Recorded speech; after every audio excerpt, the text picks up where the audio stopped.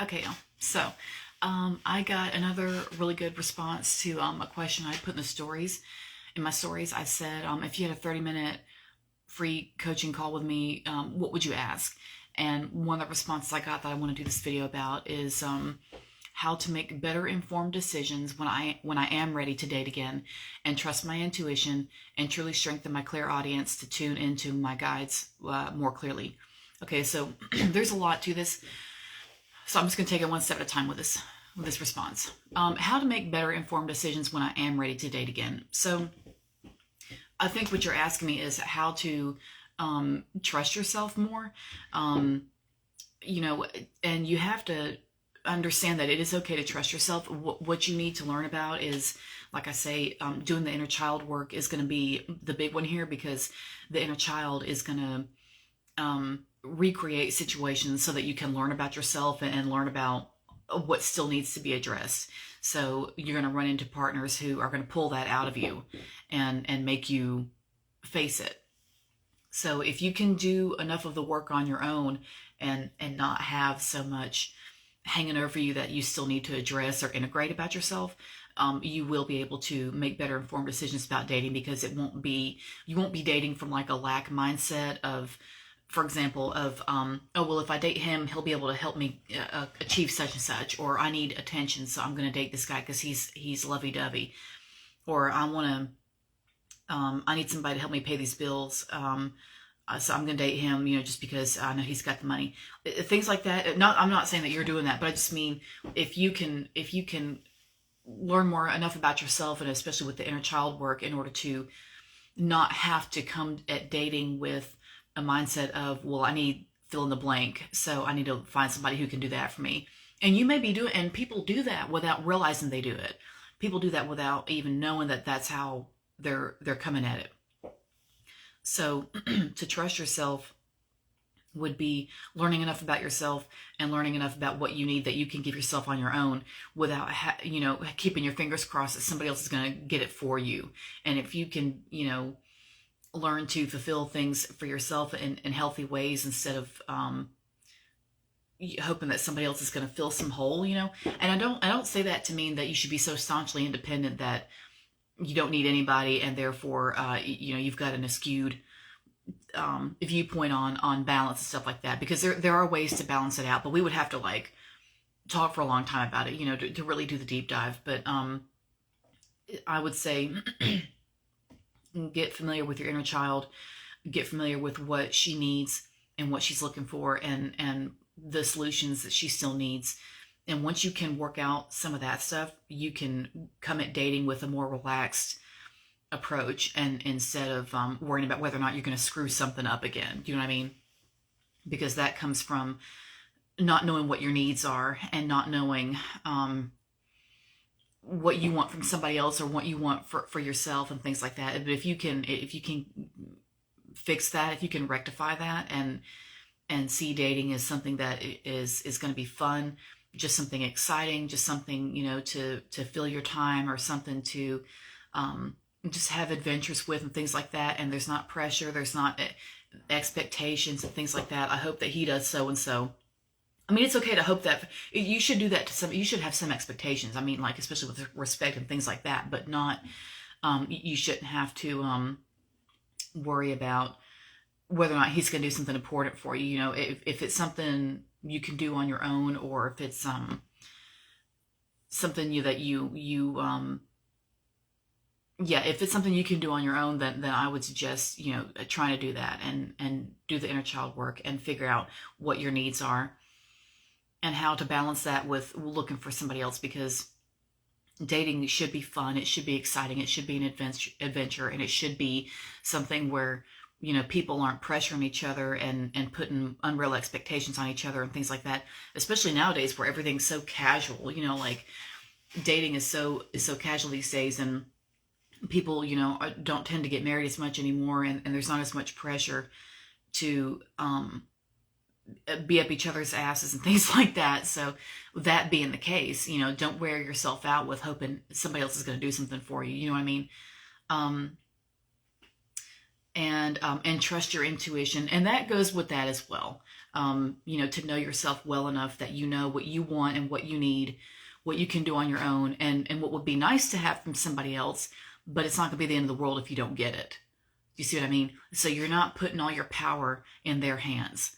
And that's a huge, huge thing that people don't realize. Women especially are taught to um, to get what they need from men, and that's just how it goes. And that's not it. That's not how it goes. That's not it. You don't see me doing that shit. So what you need to do instead is just let yourself see your own power. Let yourself understand that you are at the top in your world, and that you don't have to hope that somebody else is going to do the right thing, and trusting your intuition. Practice it. Practice. Listen to it. When you're walking around the house, like doing normal things, and something pops into your mind that you need to do, or something you're thinking about, or a person you're thinking about, look into it, and investigate that feeling or that notion a little bit, and just let yourself see whatever you can find out. Do you know what I mean? And practice that shit. And before you know it, you'll be like, you know what? Yeah, my intuition's right. And you'll just go with it, because it's ingrained in you naturally for a lot of reasons. But, especially when it comes to dating and figuring somebody out. and I would also say, don't let yourself get too emotionally wrapped up from the get-go, which is hard to do, because dating is fun and exciting, and it's an adventure, right? And or at least it should be. And it's easy to get swept away with things, but as much as it's okay to do that, at least to some extent, let yourself experience that. I'd also say, just be kind of careful. Take your time with things. Take your time to really get to know that person, and don't let yourself get too swept up with expecting certain things and things like that. Understand that you can have your own back with things, and understand that you can take care of yourself, do the things that you need for yourself, and that way, if you have a bad feeling about somebody or whatever, and you decide to cut them out and not be around them anymore, it won't feel like such a loss, because you weren't putting all your eggs in their basket anyway. Do you see what I mean?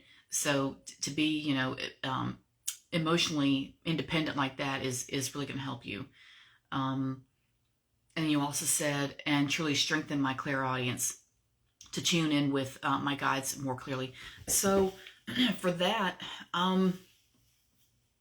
to strengthen the clairaudience, I would say do meditations, and let your mind, because I think with the clairaudience, or any of the clairs really, what could be stopping you from that stuff is your mind is too busy with other shit, and it's got too many distractions. And in this modern world, it's the distractions are absolutely overwhelming, which is why people can't remember shit.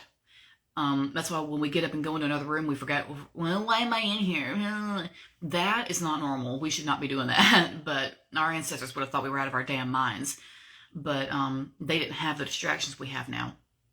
And so these days, our minds are so overloaded with shit that it's hard to remember, the most basic things. And it's especially hard to get back in touch with your divine essence and with your powers and stuff like that. So for the clairaudience, or for any of the clairs, I would say you can do a meditation where you empty out your mind. But what I want you to do is, a lot of people will say, and a lot of people are gravitating towards the Buddhism stuff. I'm not going to bash Buddhism or whatever. I'm not into it, but I'm not going to bash it. But what I do want to say is, a lot of people are under the impression that to do the meditating, that you have to force your mind to shut up.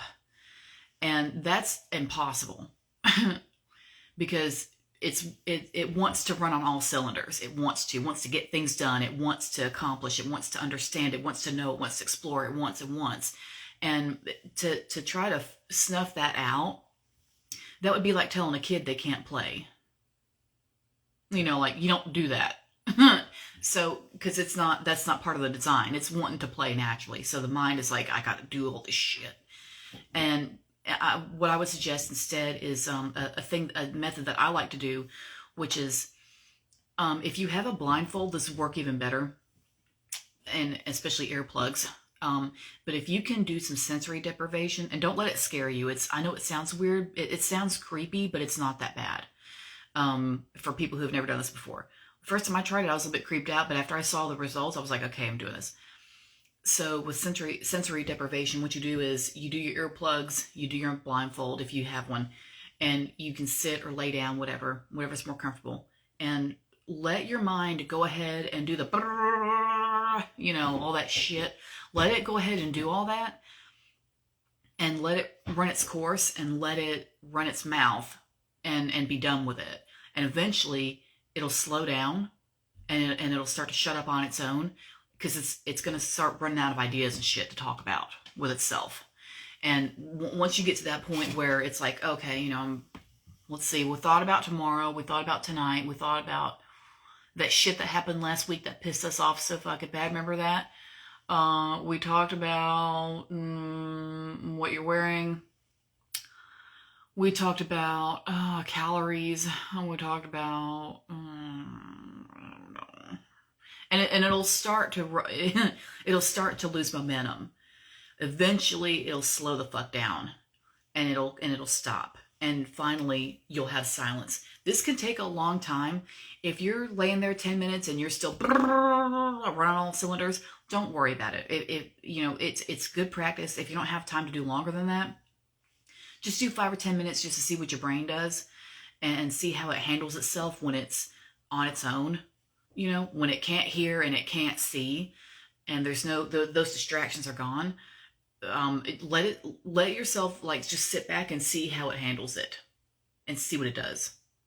And once you can do that, and you can witness it on its own, doing its own thing, figuring things out on its own without all this other shit going on around it. Because when you're sitting here looking at things, you're thinking about what you're saying, you're thinking about what you're doing, you're thinking about what you're thinking about, and you're thinking about, and then you're also looking around at shit, and your brain is also not just doing what it's doing already, but it's also processing every damn detail of every single thing I'm looking at. My ancestors' pictures, all these jars of herbs. I've got 2 phones sitting here. I've got my laptop sitting here with my goofy face on it. For the screenshot for your response from my stories. I've got Jory shit here that I need to do, and it's I got a spell I need to do with somebody's stuff. It's just there's all this other shit. My brain's oh yeah, no, don't forget that shit. But if you can just calm down and stop worrying, and block off what you can see and block off what you can hear, your mind doesn't have anybody but itself. It's oh shit. It's just me, myself, and I. Let's see what happens. And and you can witness it when it's left to its own devices. Does that make sense? So eventually, like I say, it will start to peter out, and it'll be okay, we talked about all the other shit. So anyways, yeah, and it'll calm the fuck down.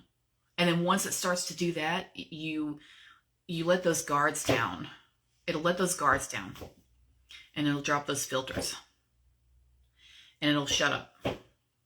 And then once you start getting into that phase, things will start to open up for you, because you finally shut the fuck up. You see what I mean? Because I have to do this with myself. This is why I'm saying this. But so I know. But that's how I do it. Other people might give you different methods or whatever, which is fine. But that's just how I do it. So that way, if your brain can empty that shit out and just kind of be with itself for a few minutes, after it calms down and everything, it can start to open itself up to other shit that it typically doesn't give itself a chance to. That would be taking a break from work and going on vacation. I'm going to take a break from all this other shit I've been doing, and I'm just going to let this happen and see what happens. I'm going to do something different. That's what the brain is doing, when it does all that. And runs out of steam. That's what it's doing. It's going on vacation. And that allows for other shit to happen. So that would be my suggestion for that. That's a very good question. I should do more of those more often, actually. That was good. So anyway, that is my take on that. I hope that was helpful for anyone who could benefit from this. And I'm going to keep up with the questions because y'all are sending me some good responses. And that's it for now. And I'll see you later. Thanks for tuning in. Bye-bye.